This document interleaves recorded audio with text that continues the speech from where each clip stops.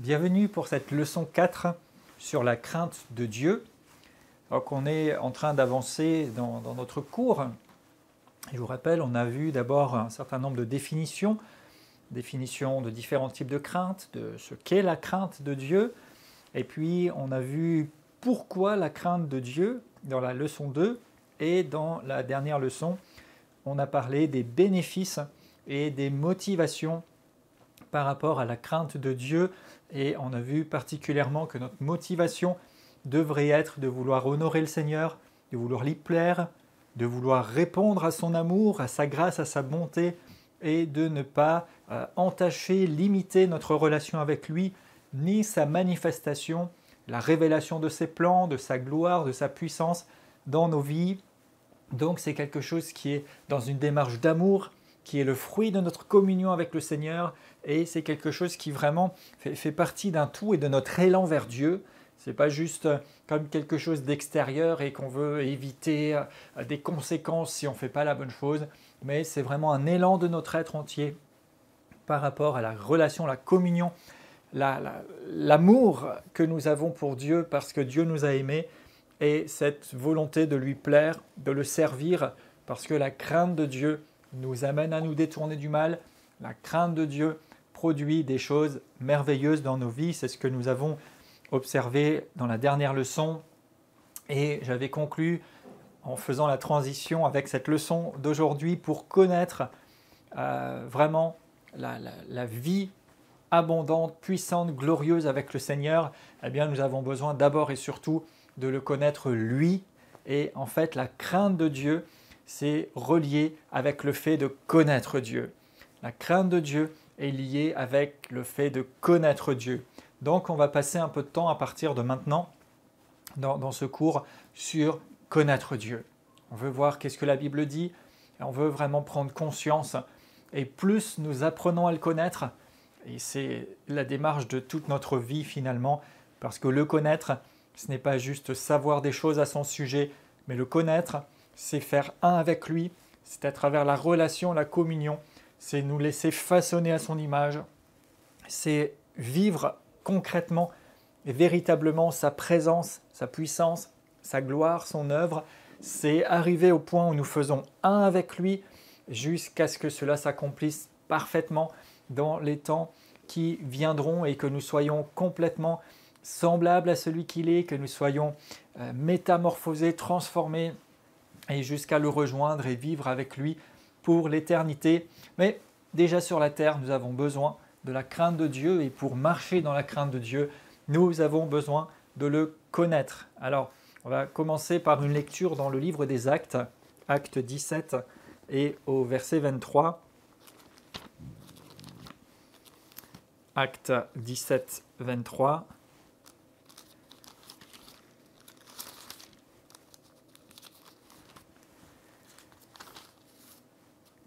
Alors que Paul est ici au milieu d'un certain nombre de gens dans la ville d'Athènes et qu'il cherche à leur annoncer l'Évangile, et va leur dire: en parcourant votre ville et en considérant les objets de votre dévotion, j'ai même découvert un autel avec pour inscription à un Dieu inconnu.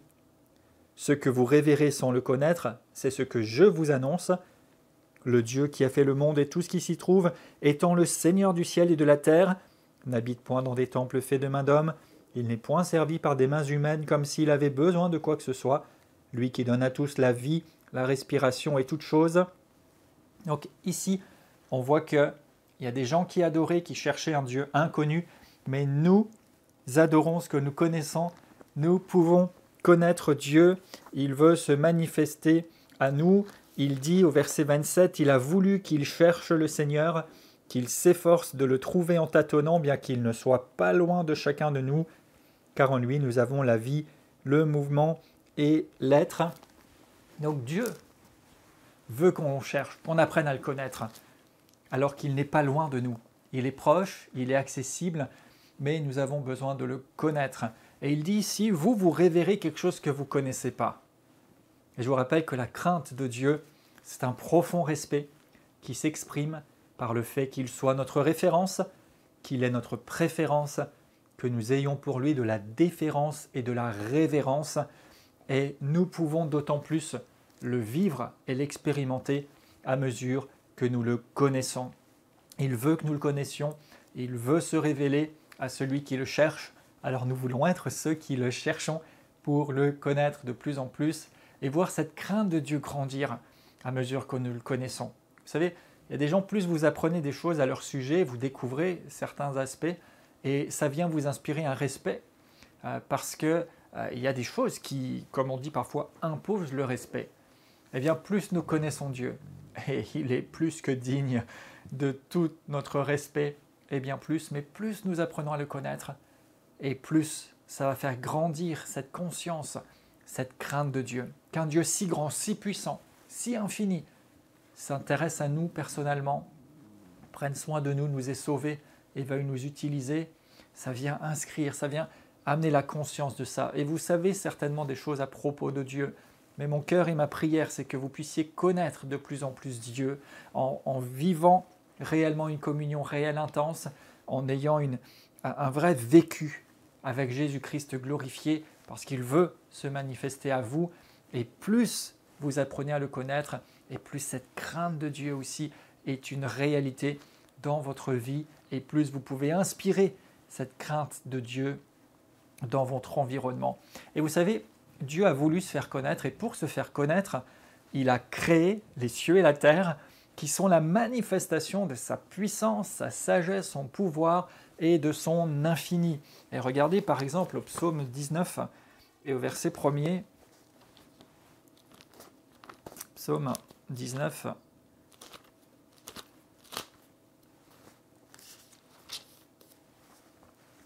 Et au verset 1er, et juste avant de lire, vous savez, dans le livre des Romains, à un moment il est dit que les hommes n'ont pas d'excuses parce que Dieu a tout fait pour se révéler à nous, même à travers la création, même à travers tout ce qui nous entoure. Donc nous pouvons le connaître, et si nous n'apprenons pas à le connaître, c'est que nous ne le voulons pas. Si nous n'acceptons pas qu'il y ait un Dieu et que nous ne le recherchons pas, c'est parce qu'en fait nous ne voulons pas voir qu'il y a forcément quelqu'un et pas n'importe qui. Alors, regardez Psaume 19, verset 1. « Les cieux racontent la gloire de Dieu, et l'étendue manifeste l'œuvre de ses mains. Le jour instruit un autre jour, la nuit donne connaissance à une autre nuit. Ce n'est pas un langage, ce ne sont pas des paroles dont le son ne soit point entendu, mais leur retentissement parcourt toute la terre, leurs accents vers les extrémités du monde, etc. etc. » Mais vous voyez, les cieux racontent la gloire de Dieu et l'étendue manifeste l'œuvre de ses mains. Et c'est tellement merveilleux. Hébreux 1, verset 10.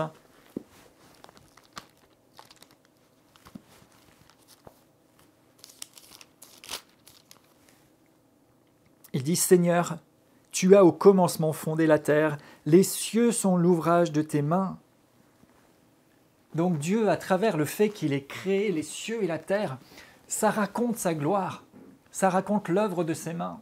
C'est ce qu'il a fait. Il est le Créateur, il est le Tout-Puissant, il est au-dessus de tout, il a existé avant tout.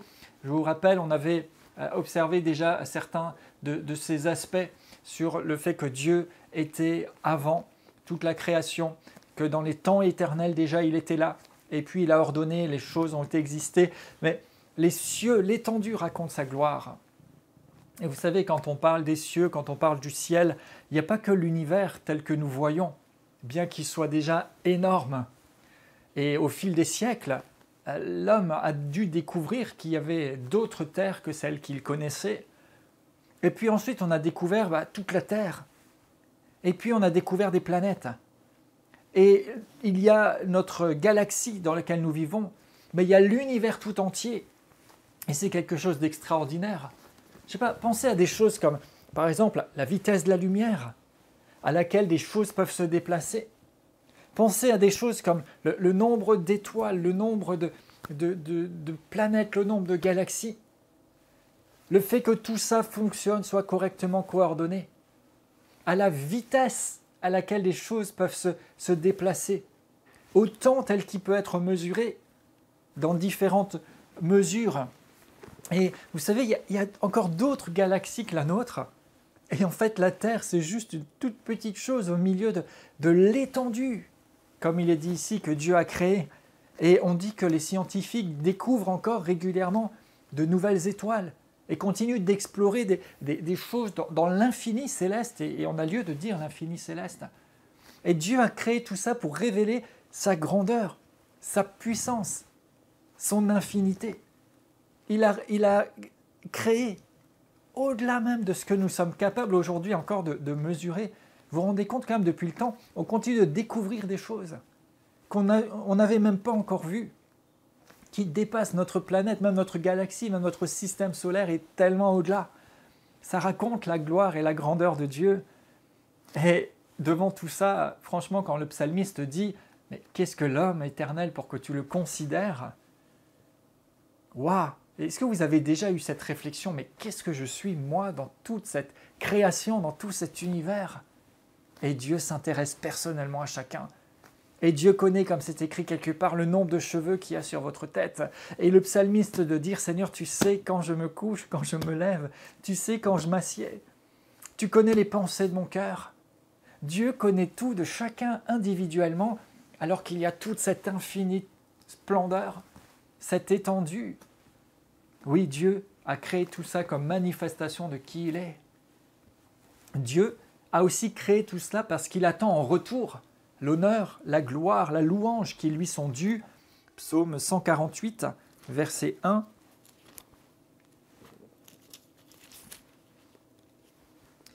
Louez l'Éternel du haut des cieux, louez dans les lieux élevés, louez-le, vous tous les anges, louez-le, vous toutes ses armées, louez-le, soleil et lune, louez-le, toutes les étoiles lumineuses, louez-le, cieux des cieux, et vous, ô qui êtes au-dessus des cieux, qui louent ton nom éternel, car tu as commandé et ils ont été créés.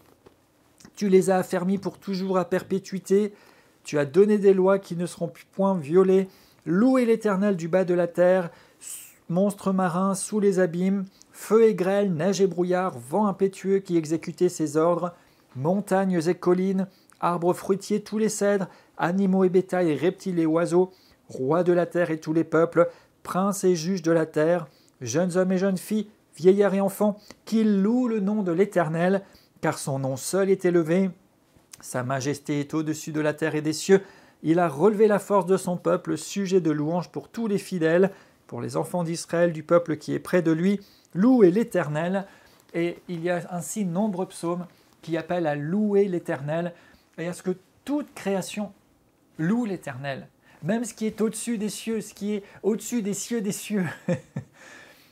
Et ça témoigne de ce que nous disions à l'instant, c'est qu'il y a beaucoup plus que ce que nous connaissons aujourd'hui et ça dépasse largement notre planète et notre galaxie. Et Dieu demande à ce que tous le louent dans toutes ces dimensions qui nous dépassent. 1 Timothée 2, verset 8.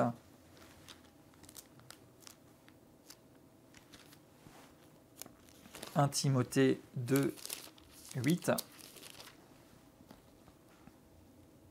Je veux que les hommes prient en tout lieu en élevant des mains pures, sans colère ni mauvaise pensée. » Donc nous devons élever vers Dieu des mains pures, avec un cœur pur aussi.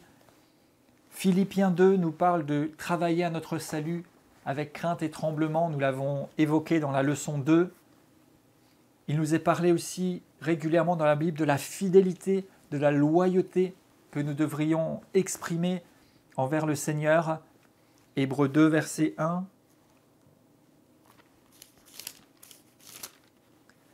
C'est pourquoi nous devons d'autant plus nous attacher aux choses que nous avons entendues, de peur que nous ne soyons emportés loin d'elles. Car si la parole annoncée par des anges a eu son effet, et si toute transgression et désobéissance ont reçu une rétribution, comment échapperions-nous en négligeant un si grand salut? Le salut annoncé d'abord par le Seigneur nous a été donné par ceux qui l'ont entendu, Dieu appuyant leur témoignage par des signes, prodiges et divers miracles et par les dons du Saint-Esprit distribués selon sa volonté. Donc, alors que Dieu a tout créé, qu'il est infini, qu'il est tellement au-dessus de ça, comment négligerions-nous un tel salut? et pas seulement, comme nous l'avons évoqué, par peur de la condamnation et de l'enfer, mais d'abord par reconnaissance et en mesurant ce qu'il a mis en œuvre, ce qu'il a accompli pour nous. On ne veut pas passer à côté de ça. Et il a tout payé, il a tout donné pour qu'on puisse passer toute l'éternité avec lui. Il a considéré que nous sommes si précieux à ses yeux. Et il a des plans tellement merveilleux envers nous, alors que nous sommes si moindres et si peu dans toute la création. Mais il veut recevoir de notre part la reconnaissance, l'honneur, la gloire, que nous acceptions ce salut et que nous vivions désormais pour lui et avec lui. Éphésiens 2.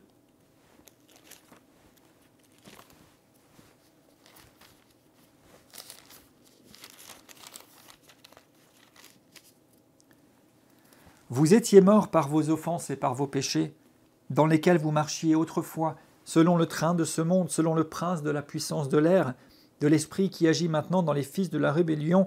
Nous étions tous aussi de ce nombre. Et verset 4, mais Dieu, qui est riche en miséricorde à cause du grand amour dont il nous a aimés, nous qui étions morts par nos offenses, nous a rendus vivants avec Christ, et il nous a ressuscités ensemble, nous a fait asseoir ensemble dans les lieux célestes en Jésus-Christ, afin de montrer, dans les siècles à venir, l'infinie richesse de sa grâce par sa bonté envers nous en Jésus-Christ, car c'est par grâce que vous êtes sauvés, par le moyen de la foi. Ça ne vient pas de vous, c'est le don de Dieu. Ce n'est pas les œuvres, pour que personne ne se glorifie, car nous sommes son ouvrage ayant été créés en Jésus-Christ pour de bonnes œuvres que Dieu a préparées d'avance, afin que nous les pratiquions. Et c'est difficile de s'arrêter tellement il y a d'excellentes choses dans ce passage, dans ces passages, mais regardez, alors que nous étions séparés et morts par nos offenses, il nous a tellement aimés qu'il a tout accompli. Et il nous a ressuscités ensemble avec lui. Il nous a fait asseoir avec lui dans les lieux célestes. Alors quand nous élevons Dieu, quand nous l'adorons, quand nous le louons, quand nous avons la crainte de Dieu, quand nous marchons conformément à ce qu'il attend, et quand nous réalisons combien il est infiniment grand, infiniment élevé, et que nous lui donnons notre cœur, que nous nous soumettons à lui, quand nous élevons vers lui des mains pures, nous nous offrons à lui. Nous reconnaissons ce salut merveilleux. Nous acceptons et nous reconnaissons cette grâce dont nous avions tant besoin. Nous réalisons aussi que ce n'est pas par nous ou par nous-mêmes, mais c'est son œuvre. En élevant nos mains, nous reconnaissons qu'il est plus haut que nous. Nous nous relions aussi à ce qui vient de lui. Nous acceptons son aide et son secours. Nous nous soumettons à cette grandeur infinie. Il désire que nous vivions pleinement avec lui dans l'héritage qui nous appartient par l'œuvre de la grâce, pas parce que nous aurions pu faire.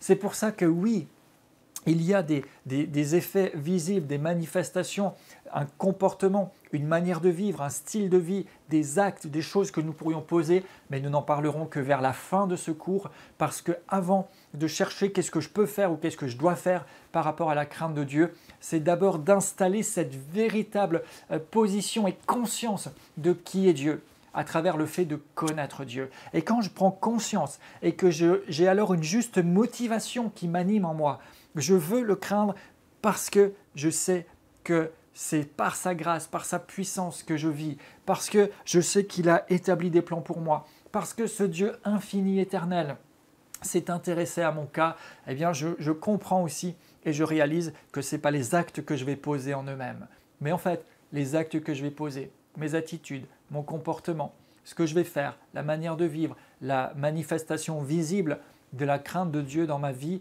ne sera pas en soi-même quelque chose d'important, mais sera en fait le résultat de la relation, de la conscience, de la révélation que j'ai de Dieu.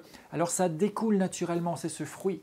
Je n'essayerai pas de faire plein de choses pour essayer d'être dans la crainte de Dieu, parce que vous savez, vous pouvez faire plein de choses, mais si votre cœur est mal positionné, ça ne vaut rien. Et Dieu regarde au cœur. Dieu ne va pas regarder celui qui a l'air le plus saint, le plus pieux extérieurement, celui qui a l'air de faire le plus de choses, mais Dieu regarde le cœur. Et quand il regarde dans le cœur, il voit ce qu'il y a de vrai. Quand il regarde dans le cœur, il voit ce qui vous motive. Il voit pourquoi vous faites les choses. Il voit dans quel état d'esprit vous êtes. Dieu ne regarde pas si vous levez les mains, si vous chantez plus fort, si vous sautez plus haut, si vous dansez plus, si vous vous allongez par terre pour avoir l'air saint et en communion avec lui. Il regarde votre cœur. Et si vous faites tout ce que je viens de dire, sauter, crier, danser, chanter, être allongé par terre, parce que c'est le fruit de l'élan de votre cœur et d'une communion réelle et d'un vécu réel avec Dieu, alléluia, et ça va produire et ça, c'est agréable à Dieu. Mais si vous faites toutes ces choses alors que votre cœur n'est pas positionné, si vous faites ces choses juste pour montrer aux autres que vous êtes meilleur, ou juste parce que vous suivez un mouvement collectif, mais que votre cœur n'est pas centré sur Dieu, que ce n'est pas le fruit de l'élan de votre cœur, ça ne vaut rien du tout. Car ce n'est pas par les œuvres, mais c'est par la grâce. Ce n'est pas nous, ce que nous aurions fait, ce ne sont pas nos œuvres, on n'a pas à en être glorifié. Mais d'abord, nous voulons inscrire la crainte de Dieu. D'abord, nous voulons avoir la bonne motivation, le juste positionnement de cœur. Et de ce positionnement de cœur va découler un comportement, vont découler des fruits. Alléluia. Dieu, alors que nous étions morts, est venu nous chercher. Nous ne pouvons rien sans lui.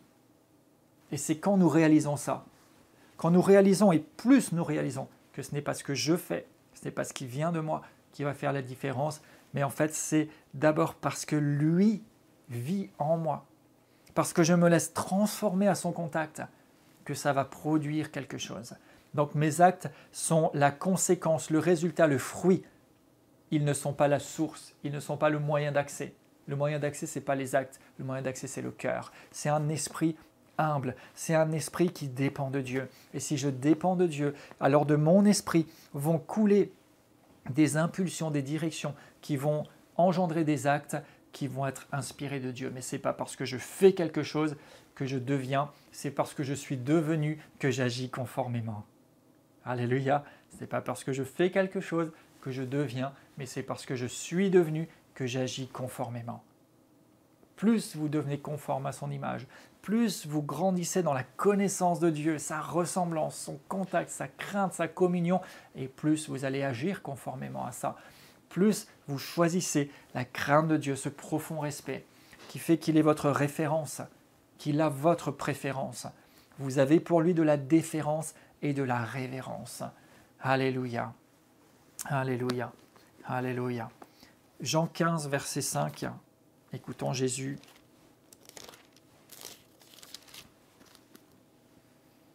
Je suis le cep, vous êtes les sarments. Celui qui demeure en moi et en qui je demeure porte beaucoup de fruits, car sans moi, vous ne pouvez rien faire. Et ça, c'est une parole qui paraît simple et on peut dire oui, c'est vrai, tout ça. Mais c'est l'une des plus grandes révélations et l'une des plus grandes prises de conscience qu'un enfant de Dieu puisse avoir. Et je m'adresse aux enfants de Dieu, et je m'adresse aux serviteurs et servantes de Dieu. Rappelez-vous toujours, rappelez votre cœur, rappelez-vous, sans lui, vous ne pouvez rien faire. Et rappelez-vous et décidez-vous constamment que sans lui, je ne veux rien faire. Je ne veux faire que ce qui vient de lui. Je ne veux faire que ce qui est le fruit de ma communion et d'une direction divine. Et s'il n'y a pas d'instruction, je ne fais pas. Parce qu'on est capable physiquement de faire beaucoup de choses sans lui, il n'y a pas de souci. Mais sans lui, on ne peut rien faire qui produise du fruit éternel. Sans lui, on ne peut rien faire qui soit véritablement le fruit de son inspiration et qui puisse véritablement lui rendre gloire. Oui, on peut faire plein de choses qui nous rendent gloire à nous. On peut faire plein de choses qui donnent l'impression qu'on soit vivant et inspiré. Mais sans ce qui vient de lui et sans sa puissance, on ne peut rien faire qui soit du fruit qui demeure, parce qu'il demeure en nous. Alors choisissez, réalisez que sans lui, vous ne pouvez rien. Mais quand vous réalisez que sans lui, vous ne pourrez rien, en même temps, la réalité de « avec Dieu, nous ferons des exploits », de « avec lui, tout devient possible », avec une parole de Dieu, tout s'accomplit, et j'en passe et des meilleurs, tout devient possible et au-delà, parce que Dieu est tout-puissant. Il est infini, infini, infini, au-delà de ce que nous pouvons mesurer. Et tout cela, ça vient du fait de le connaître. Plus vous apprenez à le connaître, plus vous passez du temps avec lui, plus vous passez du temps dans sa parole, parce que c'est là qu'il se révèle, dans sa présence simplement, et plus vous êtes marqué, imprégné de cette connaissance de Dieu, et plus vous réalisez aussi qui vous êtes, non pas pour vous dénigrer ou vous rabaisser, mais pour dépendre de lui, et pour être celui, celle que vous devez être selon lui, comme le fruit de son œuvre en lui, comme le fruit de Christ en vous, comme le fruit de sa stature parfaite qui se développe en vous de plus en plus, parce que Dieu a tout créé pour être honoré élevé. Il nous dit que si nous avons le Fils, nous avons la vie, que nous pouvons être semblables à son image, que nous pouvons être tel il est. Et il attend que les serviteurs de Dieu le bénissent. Dans les psaumes, il est dit « Bénissez le Seigneur, vous les serviteurs du Seigneur, qui vous tenez dans la maison de Dieu. Levez vos mains vers lui. » Nous avons besoin de l'élever, de le bénir, qu'il soit à sa place, parce qu'il a tout créé pour être élevé, pour être béni, pour être reconnu dans sa grandeur, dans sa puissance. Vous savez, ce n'est pas juste des « fais ci, fais ça », c'est d'abord une question de le connaître, de le connaître. Paul disait quelque part « pourvu que je puisse le connaître, que je puisse connaître Christ, que je puisse être un avec lui ». C'est le prix de ma course. Je veux cette communion, je veux cette réalité avec lui. Vous savez, il y a plein de gens qui aiment Dieu. Et quelque part, il y a plein de gens qui aiment l'idée qu'ils ont de Dieu, mais qui ne marchent pas forcément dans la crainte de Dieu. Et plus nous connaissons Dieu, plus nous marchons dans la véritable crainte de Dieu, et plus Dieu peut se révéler encore davantage et se manifester encore davantage, et ça continue, parce que vous savez, plus vous apprenez à le découvrir, plus vous le craignez, et plus vous l'aimez, et plus vous recommencez à le découvrir dans d'autres dimensions, parce que plus vous l'aimez, plus vous le craignez, plus il continue de se révéler. C'est une relation qui se développe, se développe, se développe, se développe. Et je crois que nous pouvons et nous devrions retrouver le goût d'aimer Dieu, le goût de connaître Dieu, de le découvrir. Et ça ne se fait pas juste en étant léger, en étant oisif.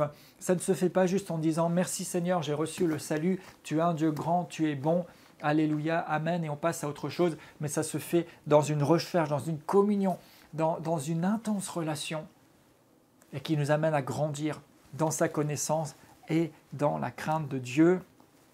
Le livre de Daniel, chapitre 11, verset 32, dit que ceux qui connaissent Dieu sont forts et ils font des exploits.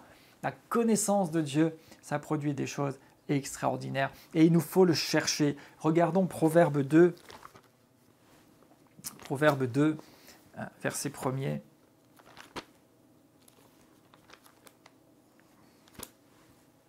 Si tu reçois mes paroles et gardes mes prétextes, rappelez-vous, on l'avait déjà regardé, c'est tellement bon. Si tu rends ton oreille attentive à la sagesse, si tu inclines ton cœur à l'intelligence, si tu appelles la sagesse, si tu élèves ta voix vers l'intelligence, si tu la cherches comme l'argent, si tu la poursuis comme un trésor, alors tu comprendras la crainte de l'Éternel. Et tu trouveras la connaissance de Dieu, car l'Éternel donne la sagesse, de sa bouche sortent connaissance et intelligence. Si tu la cherches comme l'argent, si tu la poursuis comme un trésor, alors tu la trouveras. Vous savez, il y a des gens qui risquent leur vie pour chercher de l'or. À quel point cherchez-vous à connaître Dieu ? À quel point cherchez-vous la sagesse et l'intelligence ? À quel point cherchez-vous à craindre Dieu, à l'honorer, à l'élever ? Il est dit, si tu cherches, donc il faut une détermination, un désir réel et une valeur, que nous accordions de la valeur au fait de connaître Dieu, au fait de le rencontrer, au fait de plus en plus avoir confiance de qui il est. Proverbe 8, verset 17. J'aime ceux qui m'aiment, dit Dieu, et ceux qui me cherchent me trouvent. Alléluia. Donc si nous mettons notre cœur à le chercher, nous le trouvons. Nous le trouvons. Et il y a tellement d'autres passages des Écritures, et c'est pas tellement ici, on peut pas tout mettre, mais vous pouvez trouver à chaque fois que si quelqu'un cherche, il trouve, que ceux qui se tournent vers Dieu, ils se laissent trouver par eux. Et il dit, avec moi sont richesse et gloire, les biens durables de la justice, mon fruit est meilleur que l'or et l'or pur. Donc si nous cherchons Dieu, nous le trouvons et il nous amène à quelque chose qui est encore plus précieux que l'or, plus précieux que l'argent, plus précieux que quoi que ce soit. Et si nous le cherchons, il se laisse trouver. Nous devons le chercher de tout notre cœur. Jérémie 29, verset 13.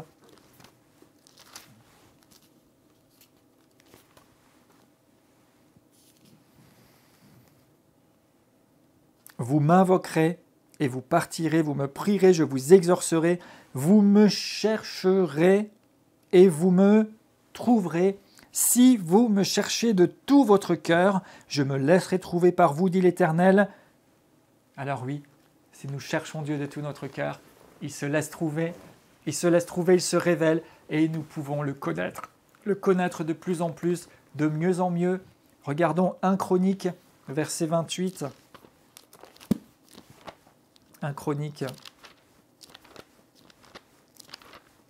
28 et au verset 9. « Et toi, mon fils, connais le Dieu de ton père. » Donc c'est David qui s'adresse à son fils et qui veut lui transmettre quelque chose. « Et sers-le d'un cœur dévoué et d'une âme bien disposée. Car l'Éternel sonde tous les cœurs et pénètre tous les desseins et toutes les pensées. Si tu le cherches, il se laissera trouver par toi. Mais si tu l'abandonnes, il te le rejettera. Considère que l'Éternel t'a choisi. » Et puis il y transmet aussi la vision, le désir de bâtir une maison. Mais vous voyez, il dit, si tu le cherches, il se laissera trouver. Si tu t'approches de lui. Et ailleurs, il écrit aussi que si vous vous approchez de Dieu, il s'approchera de vous. Dieu veut se révéler, il veut se faire connaître à ceux qui le cherchent de tout leur cœur. Et régulièrement dans l'Écriture, cela revient. Il vous aime, il veut se faire connaître à vous. Et à mesure que nous apprenons à le connaître, oui, nous réalisons encore plus son amour. Et en même temps, nous réalisons sa grandeur, sa puissance, sa splendeur, ce qui va générer, alimenter, développer en nous la crainte de Dieu.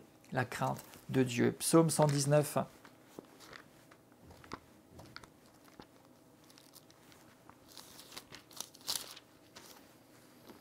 Heureux ceux qui sont intègres dans leur voie, qui marchent selon la loi de l'Éternel.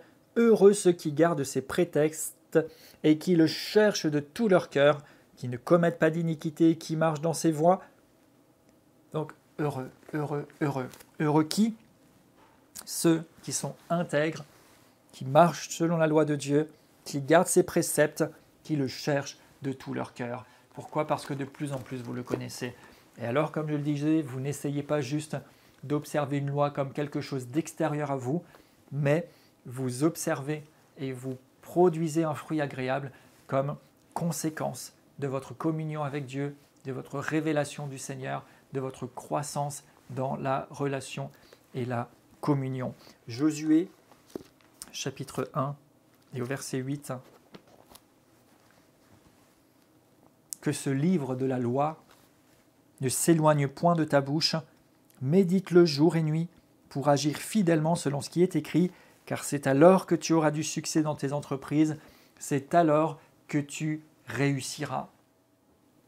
Ce livre de la loi, bien sûr pour Josué, c'était de prendre les écrits précédents et c'était justement la loi que Dieu avait donnée. Mais pour nous, c'est que ce livre de la parole de Dieu, du conseil de Dieu, ne s'éloigne pas de quoi? De ta bouche, médite-le. Donc on doit être sans cesse, régulièrement imprégné de la parole de Dieu pour connaître Dieu. Pour le connaître, il nous faut sa parole. Sa parole nous fait le connaître de plus en plus et va produire en nous la crainte de Dieu. Et j'associe souvent ce passage avec le psaume 1 où il dit « Heureux celui qui ne marche pas sur la voie des méchants, qui n'est pas en compagnie des moqueurs, et ainsi de suite. » Et il dit « Pourquoi ? Parce que celui-ci trouve son plaisir dans la parole de l'Éternel. Il la médite jour et nuit. Il est comme un arbre planté près d'un courant d'eau qui donne son fruit dans sa saison. Il porte du fruit, il est béni, il est bien. Pourquoi ? Parce qu'il a ses racines dans le Seigneur, dans la parole de Dieu. Et il est dit que tout ce qu'il fait, lui, réussit. Tout. Et ici encore, il est dit à Josué, tu auras du succès dans tes entreprises, tout te réussira. Pourquoi ? Parce que tu marches dans la crainte de Dieu. Et on avait vu dans la dernière leçon, parmi les bénéfices de la crainte de Dieu, c'est aussi d'être pourvu, d'avoir la richesse, la gloire, de réussir, d'arriver dans les choses. Et Dieu désire tout cela pour nous, mais que cela se fasse dans le juste contexte. Ce n'est pas un objectif en soi. L'objectif en soi, c'est de connaître Dieu. Il est dit, la vie éternelle, c'est qu'ils te connaissent, toi le vrai Dieu. Notre objectif par excellence, c'est de connaître Dieu.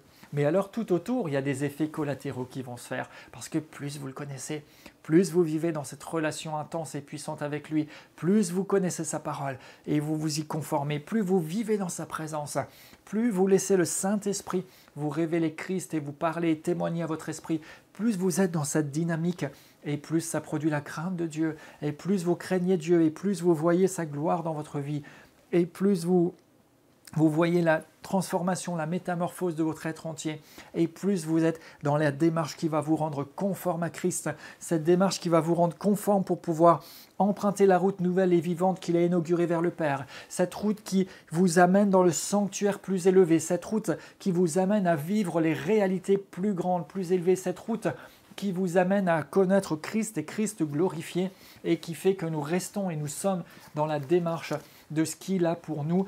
Et tout cela, c'est dans la crainte de Dieu, en restant sur la voie, en restant dans la bonne disposition.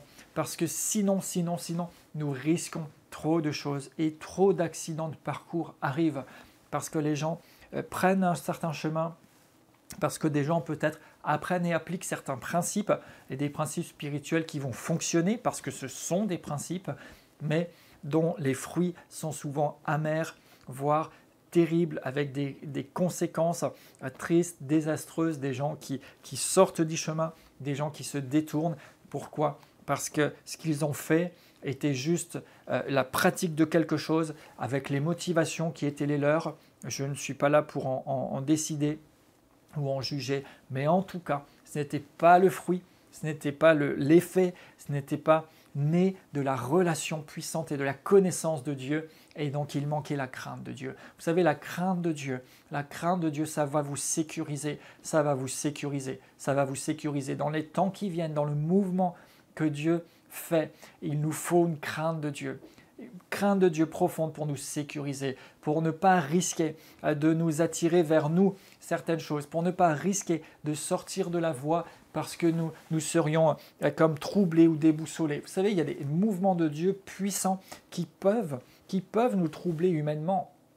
Mais si nous marchons dans la connaissance de Dieu et dans la crainte de Dieu, nous sommes gardés, nous sommes en sécurité, nous restons sur la piste parce que nous nous rappelons que sans lui, nous ne pouvons rien. Nous nous rappelons que tout vient et dépend de lui, que c'est lui le Créateur, que c'est lui le Tout-Puissant. Nous nous rappelons qu'il nous faut constamment être ancrés dans sa parole et dans la communion vivante avec lui. Nous nous rappelons qu'il nous faut manger son corps et boire son sang pour avoir la vie en nous-mêmes. Nous nous rappelons qu'il nous faut vivre pleinement le fait que nous soyons participants de sa nature divine. Nous nous rappelons toutes ces choses, nous dépendons de lui, nous savons que c'est à propos de lui et pas à propos de nous, mais tout cela, ça vient, ça grandit et ça se développe par le fait de connaître Dieu. Pas juste de savoir des choses sur Dieu, mais de connaître Dieu, de faire des expériences personnelles avec Dieu, d'avoir un vécu réel, intense, de se soumettre, de s'exposer à sa parole qui va nous changer dans notre âme, à sa présence qui va nous transformer, à son conseil, à sa direction, pour que nous puissions être totalement transformés, esprit, âme et corps, et connaître Dieu. Parce que Dieu a tout créé pour faire connaître qui il est, Dieu a tout créé pour recevoir l'honneur et la gloire en retour, mais il y a un monde meilleur à venir, il y a l'éternité. Notre vie sur terre, c'est juste une partie, c'est un passage, mais ça nous prépare et nous pouvons en tirer le meilleur. Le salut, c'est juste un point de départ. Nous voulons maintenant avancer, grandir dans la maturité, marcher dans la crainte de Dieu pour qu'il puisse accomplir ce qu'il a à accomplir, qui dépassera de loin ce que nous avons vu et connu jusqu'à présent. Mais il nous faut la crainte de Dieu, il nous faut une consécration, il nous faut une inclinaison, une obéissance sans précédent telle que probablement nous n'avions pas encore mis en œuvre, mais il le faut pour que Dieu puisse aussi libérer ces dimensions. Il le fait dans toute sa grâce, mais il ne le fait pas n'importe comment parce que c'est précieux, c'est précieux. Mais la crainte de Dieu nous met sur la bonne voie et nous garde, va nous garder. La crainte de Dieu, la crainte de Dieu. Il y a eu un moment, toutes sortes de choses parce que les gens ont été bénis et merci Seigneur pour ça, à travers la guérison intérieure, les délivrances, à travers beaucoup de choses qui étaient nécessaires pour permettre dépoussiérer des pratiques dépoussiérées des vies spirituelles et vraiment vivre une communion, une relation avec Dieu le Père, une communion, une relation, une guérison, une liberté nouvelle dans notre relation avec Dieu, dans notre adoration, dans notre communion avec lui. Et c'était excellent. Puis il y a eu beaucoup d'enseignements, il y a eu beaucoup de choses et c'est excellent. Mais maintenant, attention, attention. Dieu, ce n'est pas notre pote. On n'est pas là pour prendre les choses maintenant à la légère sous prétexte de liberté. Et il est bon qu'il y ait une conscience de la sainteté. La sainteté. Ça, Dieu n'a pas changé, il est immuable. Et que nous marchons dans la crainte de Dieu. Dans la crainte de Dieu. Oui, dans la liberté de fils et filles. Oui, rempli de son amour, de sa faveur, de ses bontés. Oui, plein de joie, plein de réconfort, on peut avoir des élans devant lui. Pas de souci parce qu'il nous aime. Et justement, si nous le connaissons, nous découvrirons ça. Mais dans la crainte de Dieu. Pour ne pas faire fausse route. Pour que l'ennemi ne puisse pas mettre des choses sur notre chemin et nous avoir facilement. Parce que l'ennemi peut mettre des choses sur notre chemin. Mais si nous sommes dans la connaissance de Dieu et dans la crainte de Dieu, eh bien quoi qu'il mette, ça n'aura même pas d'effet sur nous parce qu'il est notre préférence, il est notre référence. Alors quand il y a une décision à prendre, Dieu est ma référence parce que je le crains. Donc je reçois son conseil et sa direction et j'obéis à sa parole.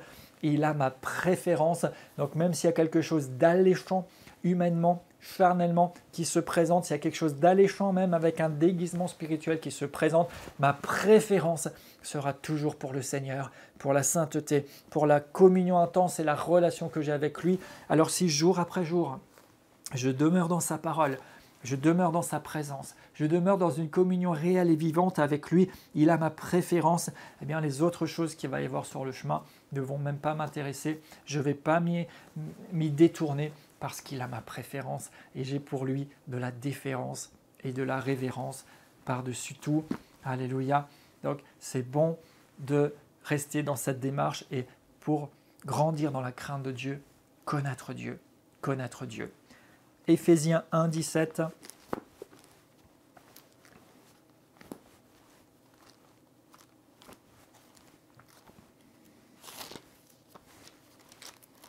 Vous savez, peut-être que vous attendriez que je vous donne tout de suite, voilà, la crainte de Dieu, c'est de faire ci, de ne pas faire ça, mais ce ne serait pas bon de faire ça. Parce que là, je vous mettrai peut-être sur la voie d'un semblant de sainteté, peut-être sur la voie d'une religion ou d'un légalisme, et c'est pas ce que je veux. La crainte de Dieu, c'est pas d'abord faire. La crainte de Dieu, c'est d'abord connaître Dieu. La crainte de Dieu, c'est d'abord la communion, la relation intense avec lui. La crainte de Dieu, c'est d'abord être. Et quand vous êtes, alléluia, vous réalisez le je suis qu'il est. Alléluia, alléluia. Et quand vous êtes, alors vous allez faire en conséquence de ce que vous êtes. Mais si vous cherchez d'abord quoi faire, sans d'abord être comme il faut, eh bien c'est même dangereux, c'est même dangereux. Et c'est ce qui s'est produit avec les religieux, les légalistes, c'est qu'ils ont fait plein de choses, pensant être agréable à Dieu, pensant faire exactement ça. Et Jésus même dira à un moment, vous avez fait tel et tel acte, et c'est ce qu'il fallait faire, mais sans oublier la bonté, la bienfaisance, etc. Sans oublier. Pourquoi ? Parce qu'en fait, ils s'étaient arrêtés aux actes, mais ils avaient oublié le cœur, ils avaient oublié l'attitude, ils avaient oublié d'être.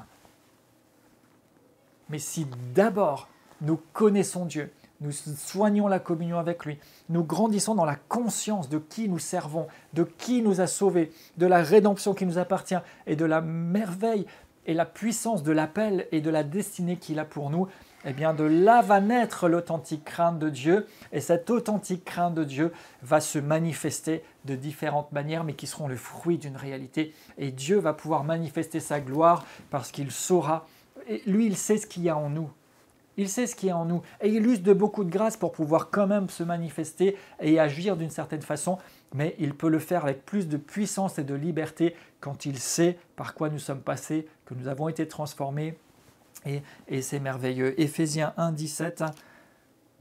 Prions comme l'a fait Paul, que le Dieu de notre Seigneur Jésus-Christ, le Père de gloire, et je le prie maintenant et le déclare sur vous et moi, nous donne un esprit de sagesse et de révélation dans sa connaissance.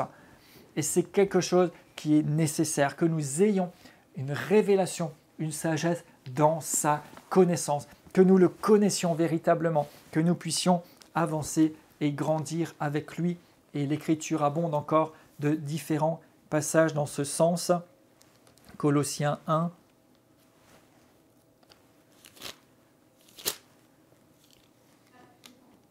Verset 9. C'est pour cela que nous aussi, nous ne cessons de prier Dieu pour vous, et nous demandons que vous soyez remplis de la connaissance de sa volonté, en toute sagesse et intelligence spirituelle, pour marcher d'une manière digne, et lui être entièrement agréable, portant des fruits en toutes sortes de bonnes œuvres et croissant par la connaissance de Dieu, fortifié à tous égards par sa puissance glorieuse. Vous voyez, il prie d'abord qu'on soit rempli de la connaissance de sa volonté, de toute sagesse et intelligence spirituelle pour marcher. Il ne prie pas que vous marchiez d'abord de manière digne pour apprendre à le connaître. Mais il dit d'abord le connaître et alors on peut marcher et porter du fruit et vivre dans la joie, dans la bénédiction, dans la grâce. 1 Pierre 1.